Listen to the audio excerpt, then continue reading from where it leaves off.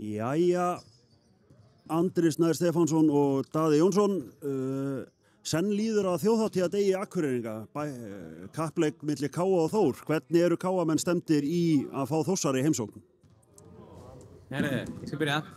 Við erum bara gríðarlega spenntir. Númer 1 og 3 erum við spenntir og hlökkum til að fara í nágrannaslag við Þórsara. Þetta verður bara hrikalega skemmtilegt.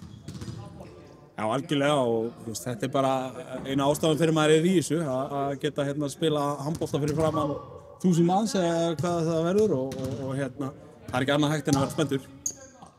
Akkurat.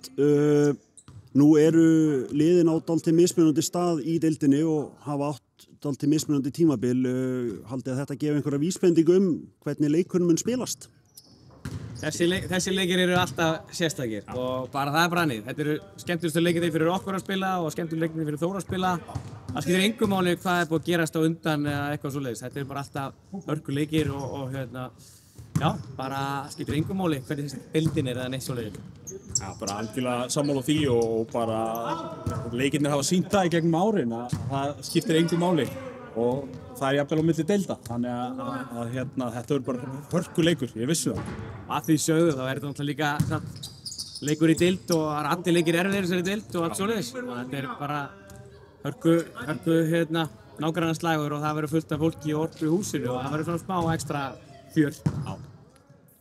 Já, en svona undirbúningslega séð, hvað þarf maður að hafa í huga áður maður fer inn í leik við Þór? Við ætlum ekki að gefa of mikið hvað við erum að gera.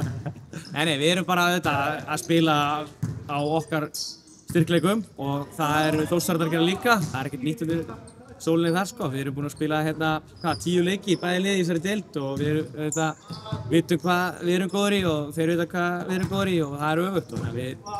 Við erum það er bara einbeitt sér að skýna hlutum held ég. Já, og það á auðvitað þekkjum við Þórsliðið mjög vel og þeir þekkja okkur. Við höfum spilað 3 æfingaleiki og bara skömmu tímabili, þannig að þetta verður skák, það er nokkuð ljóst. Akkurat. En svona að lokum, nú vita allir Akureyringar hverjum að búast við þegar þessi lið keppa, en svona hinn almenni áhorfandi sem gæti stilt á handboltapassan, hvað er hinn almenni áhorfandi að fara að sjá hér á fimmtudaginn?